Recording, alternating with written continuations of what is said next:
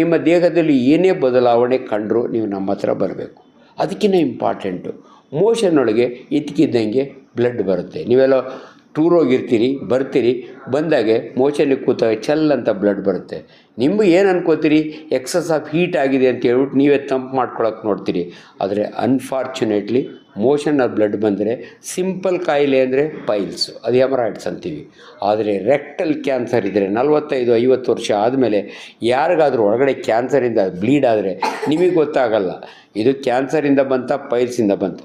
ನಮ್ಮ ಹತ್ರ ಬಂದರೆ ಸಿಂಪಲ್ ಟೆಸ್ಟ್, ನಾನು ಗ್ಲೌಸ್ ಹಾಕ್ಕೋತೀನಿ, ಮೋಷನ್ ಮಾಡೋ ಜಾಗದಲ್ಲಿ PR ಅಂತ ಮಾಡ್ತೀನಿ, ಪರ್ ರೆಕ್ಟಲ್ ಎಕ್ಸಾಮಿನೇಷನ್. ಒಳಗಡೆ ಗ್ರೋತ್ ಇದ್ದರೆ ನನಗೆ ಇಮ್ಮಿಡಿಯೇಟ್ಲಿ ಗೊತ್ತಾಗುತ್ತೆ ಇದು ಕ್ಯಾನ್ಸರ್ ಅಂತ. ಇಮ್ಮಿಡಿಯೇಟ್ಲಿ ನಾವು ಇನ್ವೆಸ್ಟಿಗೇಷನ್ ಆ್ಯಂಡ್ ಟ್ರೀಟ್ಮೆಂಟ್ ಮಾಡಿ ನಿಮ್ಮನ್ನು ಅಟ್ಲೀಸ್ಟ್ ಒಂದು 10 ವರ್ಷ ಆದರೂ ಉಳಿಸ್ಬೋದು. ಅದಕ್ಕೆ ನಾನು ಅವಾಗಲೇ ಹೇಳಿದ್ದು early detection cancer is curable ಅಂತ. ಬಳೆ ಅಂಗಡಿ ಅಜ್ಜಿ ಬ್ರೆಸ್ಟ್ ನಾನು ತೆಗೆದು 18 ವರ್ಷ ಆಯಿತು, ಅಜ್ಜಿ ಇನ್ನೂ ಬದುಕಿದೆ. ಯಾಕಂದರೆ ಅಜ್ಜಿ ಬಂದಿದ್ದು ಸ್ಟೇಜ್ 1A ಅಂತ ಹೇಳ್ತೀವಿ ನಾವು.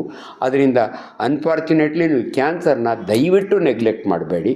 ಇದು ಟ್ರೀಟ್ಮೆಂಟ್ ಏನು ಅಂದರೆ ನಿಮಗೆ ಅನೇಕ ಆಪ್ಷನ್ಸ್ ಇದ್ದಾವೆ ನಮ್ಮ ದೇಶದಲ್ಲಿ. ಬಂದಾಗೆ ನಿಮ್ಗೆ ಹೇಳ್ತಾರೆ, ಫಸ್ಟು ನಮ್ಮನ್ನು ಕಂಡ್ರೆ ಹೆದರಿಕೆ, ಯಾಕಂದರೆ ಸರ್ಜರಿ ಮಾಡ್ತಾರೆ ಅಂತ. ಹೋಮಿಯೋಪತಿ ಟ್ರೈ ಮಾಡ್ತೀರಿ, ಆಯುರ್ವೇದ ಟ್ರೈ ಮಾಡ್ತೀರಿ, ಅನೇಕ ನಾಟಿ ವೈದ್ಯರು ನೀವು ಕೇಳಿರ್ಬೋದು. ಬಾಗಲಕೋಟೆ ಹತ್ರ ಯಾರೋ ಒಬ್ಬ ಮನುಷ್ಯ, ನೀವು ಕೀಮೊಥೆರಪಿ ತೊಗೋಬೇಡಿ, ಒಂದು ಗ್ಲಾಸ್ ಲೆಮನ್ ಜ್ಯೂಸ್ಗೆ ಒಂದು ಚಿಟಿಕೆ ಔಷಧಿ ಹಾಕ್ಕೊಡ್ತೀನಿ ವಾಸಿ. ದಯವಿಟ್ಟು ಇವೆಲ್ಲ ಅವೈಜ್ಞಾನಿಕವಾಗಿ ಮಾತಾಡ್ತಾರೆ, ನೀವು ಯಾರ ಮಾತು ಕೇಳಬೇಡಿ. ಬಾಬಾ ರಾಮದೇವ್ ಅವರು ಡಾಕ್ಟ್ರ್ ಅಲ್ಲ, is A good yoga therapist. ಅವ್ರು ನಾನು ಕ್ಯಾನ್ಸರ್ ಕ್ಯೂರ್ ಮಾಡ್ತೀನಿ ಅಂತ ಅಲ್ಲಿ ಇಲ್ಲಿ ಸಾಕಷ್ಟು ಅಡ್ವರ್ಟೈಸ್ಮೆಂಟ್ಗಳು ಬರ್ತವೆ. ಅವ್ರದ್ದು ಬೇಕಾದಷ್ಟು ಔಷಧಿ ಇದೆ. ದಯವಿಟ್ಟು ವೈಜ್ಞಾನಿಕವಾಗಿ ಚಿಂತೆ ಮಾಡಿ. ನಾನು ಸಾಗರಕ್ಕೆ ಹೋಗಿ ಚಕ್ಕೆ ತಿಂತೀನಿ, ಅವೆಲ್ಲ ಲಾಸ್ಟ್ ಸ್ಟೇಜ್ನಲ್ಲಿ ಬೇರೆ ಆಪ್ಷನ್ ಇಲ್ದಾಗ ಅವು ಮಾಡೋ ಅಂಥದ್ದು.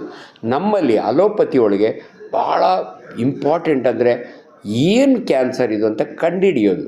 ಅದಕ್ಕೆ ಅನೇಕ ಇನ್ವೆಸ್ಟಿಗೇಷನ್. ಸಿಂಪಲ್ ಎಕ್ಸಾಮ್, ನಿಮ್ಮ ಬ್ರೆಸ್ಟು ಫಸ್ಟ್ ನಾನು ಕ್ಲಿನಿಕಲ್ ಎಕ್ಸಾಮಿನೇಷನ್ ಮಾಡ್ತೀನಿ.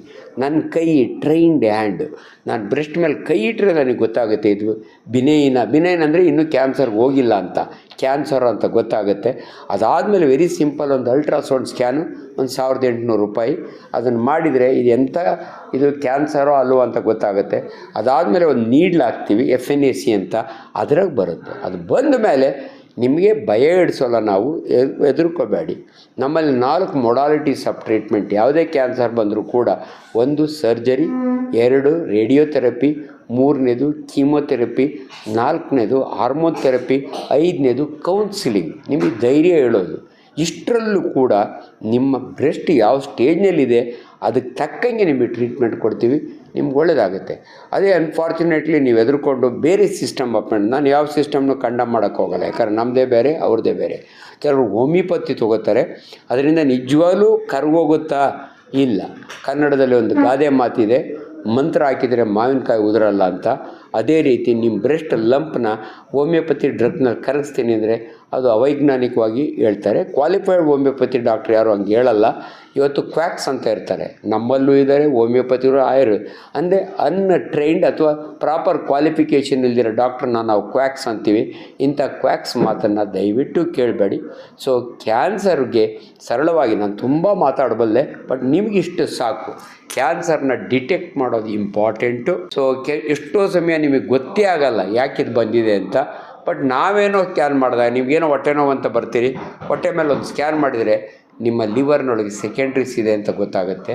ಆವಾಗ ನಾವು ಹುಡುಕ್ತೀವಿ ಬೇರೆ ಎಲ್ಲಿ ಪ್ರೈಮರಿ ಇದೆ, ಸ್ಟಮಕ್ಕಲ್ಲಿದೆಯಾ, ಇಂಟೆಸ್ಟೈನ್. ನೋಡಿ, ಈ ಕ್ಯಾನ್ಸರ್ ಯಾಕೆ ಜನ ಸತ್ತೋಗ್ತಾರೆ ಅಂದರೆ 2 ಇಂಪಾರ್ಟೆಂಟ್ ರೀಸನ್. ಕ್ಯಾನ್ಸರ್ ಅಲ್ಲಿದ್ದು ಅಲ್ಲೇ ಇರಲ್ಲ, ಸ್ಪ್ರೆಡ್ ಆಗುತ್ತೆ. ಇವಾಗ ಎಕ್ಸಾಂಪಲ್ಲು, ಥೈರಾಯ್ಡ್ನೊಳಗೆ ಕ್ಯಾನ್ಸರ್ ಇದ್ದರೆ ಸೆಕೆಂಡ್ರೀಸ್ ಅಂತೀವಿ. ಆ ಕ್ಯಾನ್ಸರ್ ಸೆಲ್ಗಳು ಡಿಟೆಚ್ ಆಗಿ ಬ್ಲಡ್ಗೆ ಹೋಗಿ ತಲೆಯೊಳಗೆ ಇಷ್ಟಪ್ಪ ಸ್ವೆಲ್ಲಿಂಗ್ ಬರುತ್ತೆ, ನಾವು ಸೆಕೆಂಡ್ರಿ ಅಂತೀವಿ, ಪಲ್ಸಟೈಲ್. ಇಲ್ಲಿಂದ ಲಿಂಫ್ ನೋಡ್ಸ್ ಹದಗಳ್ಳೆಗಳಿಗೆ ಹೋಗುತ್ತೆ, ಅಲ್ಲೇ ಸ್ಪ್ರೆಡ್ ಆಗುತ್ತೆ. Local spread, lymphatic spread, blood spread ಅಂತೀವಿ ನಾವು. ಸೊ ಯಾವಾಗ ಕ್ಯಾನ್ಸರ್ ಬೇರೆ ಜಾಗಕ್ಕೆ ಹೋಗುತ್ತಲ್ಲ ಅವಾಗ ನಾವು ಆಪ್ರೇಷನ್ನು ಮಾಡೋಕ್ಕಾಗಲ್ಲ, ಇನ್ಆಪರಬಲ್ ಅಂತೀವಿ ನಾವು, ಕನ್ಸರ್ವೇಟಿವ್ ಟ್ರೀಟ್ಮೆಂಟ್ ಅಂತೀವಿ. ಸೊ ಕೊನೆಯದಾಗಿ ನಿಮಗೆ ಭಾಳ ಇಂಪಾರ್ಟೆಂಟು, ಕ್ಯಾನ್ಸರ್ ಈಸ್ ಕ್ಯೂರಬಲ್. ಒಂದು ತಿಳ್ಕೊಳ್ಳಿ, ಕ್ಯಾನ್ಸರ್ ಅಂದರೆ ಅಷ್ಟೇ ಮುಗೀತು ಅಂದ್ಕೋಬೇಡಿ. Go to a qualified doctor. ಅದ್ರ ಕರೆಕ್ಟ್ ಇನ್ವೆಸ್ಟಿಗೇಷನ್ ಮಾಡಿದರೆ ನಿಮಗೆ ಕ್ಯಾನ್ಸರ್ನ ಕರೆಕ್ಟಾಗಿ ಕಂಡುಹಿಡಿದು ಟ್ರೀಟ್ಮೆಂಟ್ ಕೊಡ್ತೀವಿ. ಅದು ಇಂಪಾರ್ಟೆಂಟು. Thank you.